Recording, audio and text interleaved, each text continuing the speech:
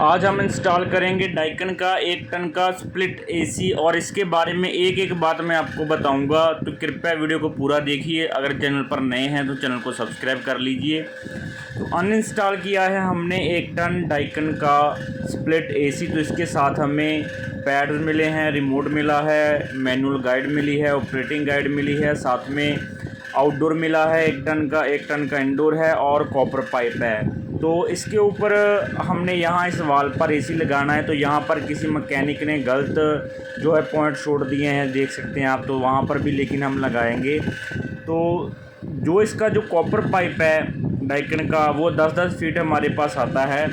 लेकिन जो मुझे इसमें कमी लगती है वो ये है कि इसके जो फ्लेयर है वो बने बनाए नहीं आते। जैसे देखिए कि इसके जो फ्लेयर नट है वो इसके ऊपर ही टाइट हुए हैं, पाइप के ऊपर उनके फ्लेयर नहीं बने हुए हैं, आपको बनाने पड़ते हैं। तो ये मुझे कमी लगती है डाइकन में। अदरवाइज़ इसका जो कूलिंग है, इसका जो मटेरियल है वो एकदम बढ़िया है, कोई कमी नहीं है उसमें। तो फिटिंग में थोड़ा मुझे लगता है कि इनका फ्लेयर जो है ये भी इनको बना के देना चाहिए, ठीक है। तो इन दोनों फ्लेयर को हम खोल लेंगे, खोलने के बाद हम इनके फ्लेयर बनाएंगे, ठीक है। उससे पहले हम इंडोर को लाते हैं और उसको ओपन करके आपको दिखाते हैं।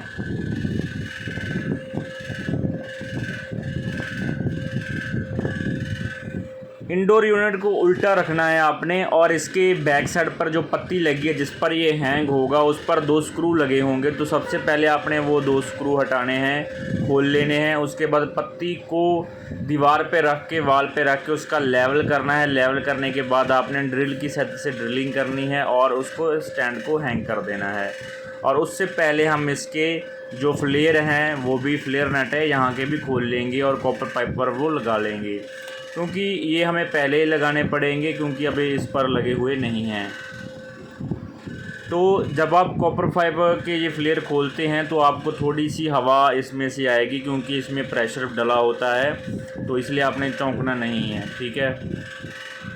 तो ये स्क्रू है एक, और एक स्क्रू दूसरी तरफ था जो हमने पहले ही खोल लिया है।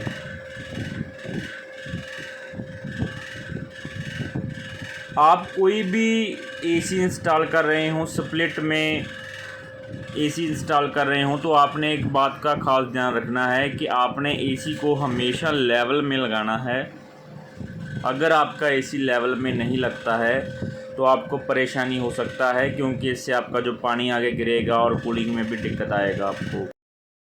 तो सबसे पहले इसका लेवल कर लेंगे अच्छे से, और उसके बाद ड्रिलिंग की सहायता से इसमें होल कर कर गट्टी लगाएंगे और पेच कर कर इसे टाइट कर देंगे। तो ये लेवल आपने जब आप ड्रिल कर लेंगे उसके बाद भी जब आप इसमें गट्टी लगा लेंगे तो पहले आपने लेवल रखना है। लेवल रखने के बाद ही आपने उसको जो स्क्रू है उसको टाइट करना है। इससे आपका जो एसी है बिल्कुल लेवल में आएगा और सही आएगा, क्योंकि कई बार हम पेच लगाते हैं तभी भी वो क्या होता है कि थोड़ा ऊपर नीचे हो जाता है, इसलिए आपने लेवल लगा ही लेना है।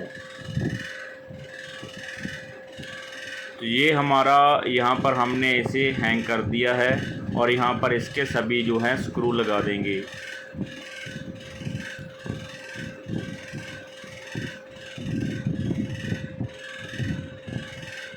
अब हमारा स्टैंड लग गया, इसके ऊपर हमने एसी जो है वो ऊपर लगा के देख लिया है कि हमारा जो लेवल में है बिल्कुल सीधा है, कोई परेशानी तो नहीं आ रहा है। और अब हम इसके फ्लेयर बना लेंगे।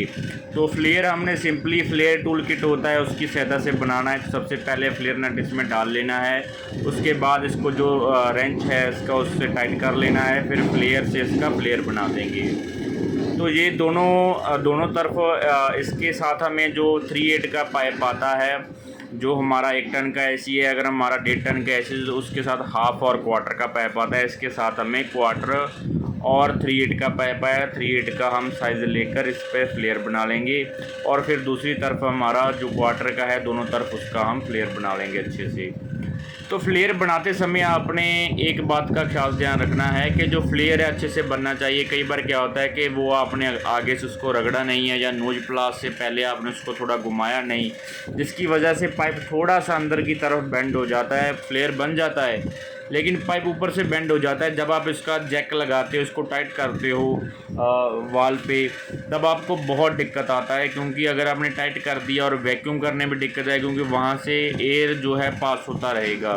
तो इसलिए आपने ध्यान रखना है कि बिल्कुल प्लेन और अच्छे से इसका फ्लेयर बनना चाहिए। तो अब हम कॉपर पाइप का फ्लेयर बन चुका है, साथ में हमने इसका वायर भी लगा लिया है।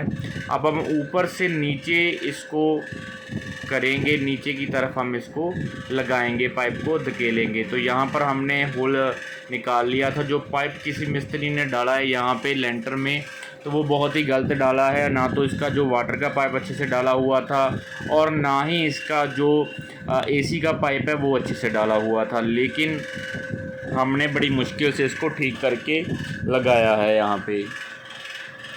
तो यहाँ से हमारा कॉपर पाइप हमने ऊपर की तरफ से धकेला है, तो यहाँ से हमारा कॉपर पाइप बाहर आ रहा है।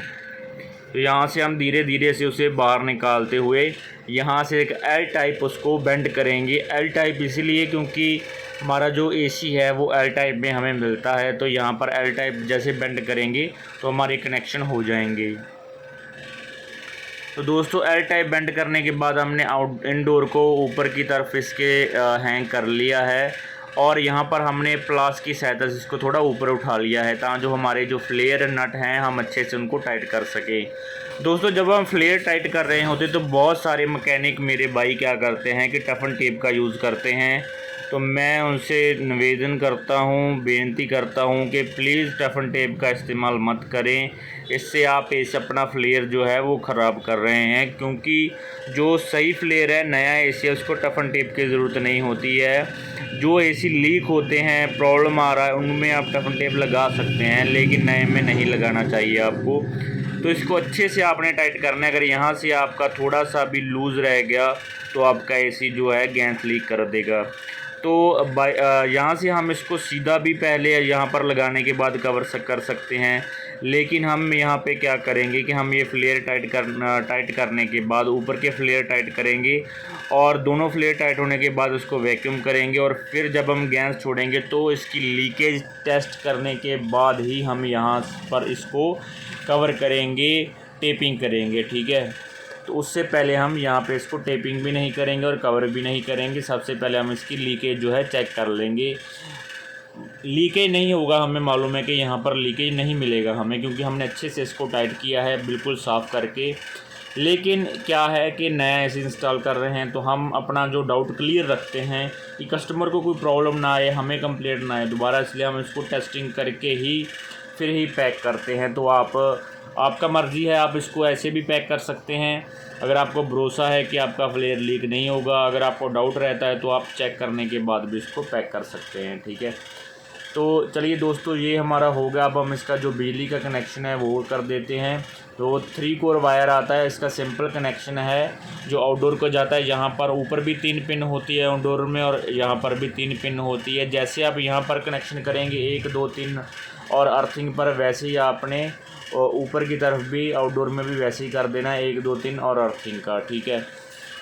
जो डाइकन का एसी होता है इसमें थोड़ा उन्होंने क्या दिया होता है कि आप ऊपर की तरफ से सप्लाई दे सकते हैं, इसको नीचे की तरफ से भी सप्लाई दे सकते हैं, वो कोई इशू नहीं है। इसमें 4 तारें दी होती हैं इन्होंने, 2 हमने न्यूट्रल फेस की और एक उसको जो आउटडोर है हमारा उसको स्टार्ट करने के लिए, और एक हमारा अर्थिंग का वायर होता है। तो इसमें हमने जो ऊपर की तरफ हमने चारों का चारों वायर ही चला गया है, लेकिन हम जो सप्लाई है इसको नीचे से देंगे। लेकिन मोस्टली क्या है कि इसके ऊपर हम देखेंगे कि अब 6 वायर डालते हैं, डाइकन वाले कंपनी वाले जो होते हैं 6 वायर इसलिए डालते हैं कि वो ऊपर की तरफ से इसको सप्लाई देते हैं।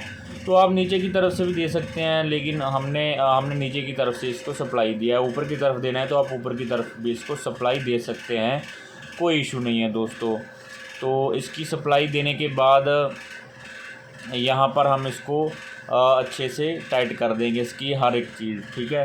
तो अभी हमारा यहाँ पर काम हो गया है, तो हम इसका जो इसको एक बार इसका जैक जो है लगा के देख लेंगे नीचे की तरफ के कोई प्रॉब्लम तो नहीं आ रहा है, पाइप को थोड़ा ऊपर नीचे करने की ज़रूरत नहीं है। तो इसके बाद हम ऊपर की तरफ चलते हैं और वहाँ पर जाकर हम जो हमारा आउटडोर है उसको इंस्टॉल करते हैं और उसका सारा काम कंप्लीट करते हैं। तो चलिए आउटडोर हम पहले ऊपर ले जाते हैं। आउटडोर हमने रख दिया है। अब हम यहाँ पर इसके जो फ्लेयर है उनके कनेक्शन कर देंगे। तो यहाँ पर सिंपली हमने इसके फ्लेयर के कनेक्शन करने हैं नॉर्मली।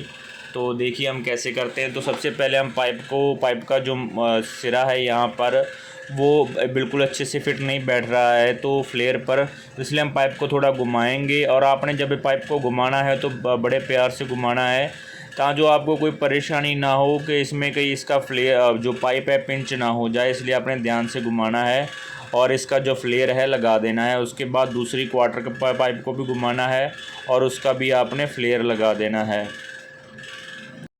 पाइप लगाने के बाद इसे वैक्यूम करना है। वैक्यूम कम से कम आधा घंटा करना है और जब तक वैक्यूम हो रहा है हम इसके जो इलेक्ट्रिकल कनेक्शन है वो कर देते हैं। तो सिंपली जैसे मैंने बताया था कि ऊपर की तरफ इसके चार तार आती हैं, 4 ही नीचे लगी होती हैं। तो सिंपली जैसे हम नीचे वायर लगाएंगे वैसे ही ऊपर लगा देंगे। तो यहाँ पर रेड वायर 1 नंबर पर और ब्लू वायर 2nd नंबर पर और जो हमारा येलो वायर है वो 3rd नंबर पर, और जो अर्थिंग वाला वायर है जो येलो कलर का ही होता है लेकिन उसमें ग्रीन कलर का एक धारी मिलेगा आपको देखने के लिए, वो जो हमारा वायर है वो लास्ट हमारा अर्थिंग पर आ जाएगा। तो ये चारों कनेक्शन कंप्लीट करने के बाद हम सिंपली नीचे के इसके कनेक्शन कर देंगे और फिर हमारा तब तक वैक्यूम भी हो जाएगा। और वैक्यूम कंप्लीट होने के बाद एलकी की सहायता से हम इसका जो वॉल से गैस छोड़ देंगे और इसका लीकेज चेक करेंगे और लीकेज चेक करने के बाद इसको पैक कर देंगे और ऑन कर देंगे। ठीक है, तो यहाँ से हमारे फाइनली सभी के सभी कनेक्शन हो चुके हैं। तो जब आप इसके कनेक्शन हो जाएं तो आप फिर इसका जो वैक्यूम का टाइमिंग देख लीजिएगा, अगर वैक्यूम हो गया है तो वो भी उतार दें। तो यहाँ पर हमारा वैक्यूम हो चुका था तो हमने टेस्ट कर लिया है, लीकेज भी टेस्ट कर लिया है जार की सहायता से। और इसके दोनों वाल को खोलने के बाद हम इसके जो ऊपर के ढक्कन हैं वो लगा देंगे। नीचे जहाँ पर हमारा चार्जिंग लाइन लगता है उसके ढक्कन भी हम लगा देंगे और इसको अच्छे से टाइट कर देंगे। और ये टाइट करने के बाद चलिए हम नीचे चलते हैं और सबसे पहले जो हमारा स्टेबलाइज़र है उसके कनेक्शन कर देते हैं।